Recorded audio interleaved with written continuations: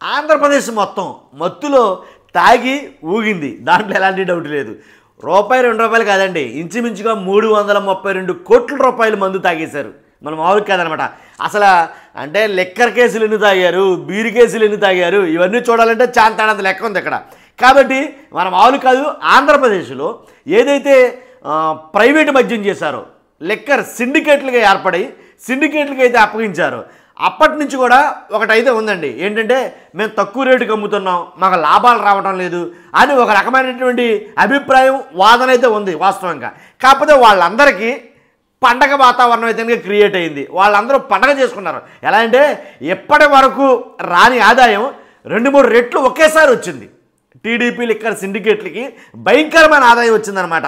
ఎలా అంటే ఎగ్జాంపుల్గా ఒకటి చెప్తాను. 4.8 లక్షల లిక్కరు, అలాగే 1,61,000 బీరుల కేసులు తాగేశారు.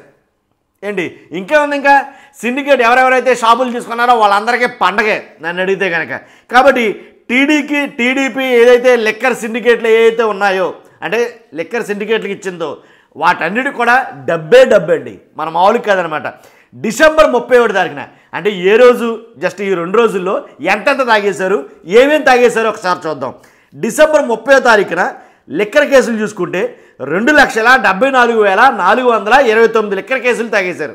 తర్వాత బీర్ కేసులు చూసుకుంటే 94,156 బీర్ కేసులు తాగేశారు. తర్వాత డబ్బు చూస్తే 219,43,00,000, అంటే 220 కోట్లు అనుకోండి, అప్రాక్సిమేట్లీ 220 కోట్ల రూపాయలు ఓన్లీ డిసెంబర్ 30వ తారీఖున తాగేశారు. తర్వాత డిసెంబర్ 31 చూసుకుంటే కనుక లిక్కర్ కేసులు ఎన్నో చూద్దాం. 1,33,867 కేసులు అయ్యి. తర్వాత బీరు కేసులు 67,115 బీరు కేసులు తాగేశారు. మొత్తం మీద ఇట్లన్నింటికి డబ్బులు చూస్తే 112, అంటే 31వ తారీఖున ఎంత తాగేశారు అనేది 112,41,00,000 మ్యాక్సిమం ఈ 113 కోట్లు తాగేశారండి. అదైతే రేటు. కానీ మొత్తం చూసుకుంటే కనుక లిక్కర్ కేసులు డిసెంబర్ 31వ తారీఖున చూస్తే కనుక లిక్కర్ కేసులు ఎంతంటే 4,08,296 కేసులు తాగేశారండి. తర్వాత బీర్ కేసులు చూస్తే 1,61,271 బీర్ కేసులు అయితే కనుక తాగేశారు. మొత్తం ఓవరాల్గా అమౌంట్ చూస్తే కనుక ఎన్ని కోట్ల రూపాయలు మందు తాగారనేది అమౌంట్ చూస్తే 331 కోట్ల, ఇంచుమించుగా 84 లక్షలు, అంటే సుమారు 332 కోట్ల రూపాయల మద్యం తాగేశారు. చాలు కదా, ఇది కదా వాళ్ళకి కావాల్సింది.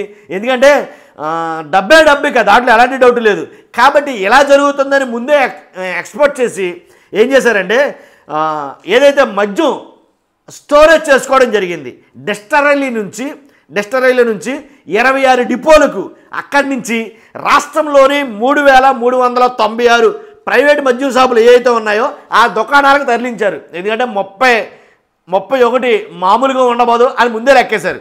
కాబట్టే అందులోనూ దీనికి తోడేంటంటే 3,396 మద్యం షాపులకి మన వాళ్ళుగా లోపాయికారంగా ఒక్కో షాపుకి వచ్చేసి 5-6 బెల్ట్ షాపుల దాకా ఉన్నాయన్నారు. 10 అని కొంతమంది అంటున్నారు, 5-6 బెల్ట్ షాపుల దాకా ఉన్నాయి. కాబట్టి ఇన్ని కోట్ల రూపాయల మద్యాన్ని తాగేయడం అయితే జరిగింది. ఇంకోటి ఏంటంటే కొన్ని చోట్ల ఎంఆర్పి కన్నా 5 రూపాయల నుంచి 25 రూపాయల వరకు ఎక్స్ట్రా అమ్మారని కొంతమంది మాట్లాడుకుంటున్నారు తాగిన వాళ్ళే. అంటే ఎలా అంటే ఆ టైం ఇంక ఎంఆర్పి మీద 5 వేసారా, 10 వేసారా, 25 వేసారా, ఇంకా దాన్ని అడిగే టైం కాదు అసలు. ఆ టైమే అంతే కదా. ఇక తర్వాత ఇంకోటి ఏంటంటే అధికారికంగా నేను చెప్పేది అన్నీ కూడా అధికారికంగా నుంచి వచ్చిన లెక్కలండి. మీరు సరిగా అబ్జర్వ్ చేయాలి ఈ విషయంలో. అధికారికంగా వచ్చిన లెక్కలు మాత్రమే చెప్పాను నేను. అనధికారికంగా ఒక్కసారి ఇమాజిన్ చేసుకోండి, అనధికారికంగా ఎంత వచ్చి ఉంటుంది అంటారో వజ్జాయింపును మాట్లాడుకుందాం. కాబట్టి ఇది అధికారిక లెక్కలు మాత్రమే, అనధికారికంగా అది మామూలే కదా. సర్లేదు, ఇది 2 రోజుల్లో మనోళ్ళు తాగేసిన మద్యం ఇది. కాబట్టి చూస్తున్న మీరు అందరూ కూడా మీ అభిప్రాయం ఏంటి? మందుబాబులు చాలా ఒక రకంగా హ్యాపీగా ఎంజాయ్ చేశారనే చెప్పాలా. కాబట్టి ఫస్ట్ అయితే కనుక మీ అభిప్రాయం తెలియజేయండి, లైక్ చేయండి. మందుబాబుల కోసమైనా ఒక లైక్ చేయండి. లైక్ చేయడం ద్వారా ఈ వీడియో ఎక్కువ మందికి ఇన్ఫర్మేషన్ షేర్ అవుతుంది. అదే నాకు కూడా మోటివేషన్ కొట్టింది. పక్కాగా లైక్ చేయండి. కొత్త వాళ్ళు అయితే కానీ మన ఛానల్ పక్కాగా సబ్స్క్రైబ్ చేసుకోండి. Thank you very much.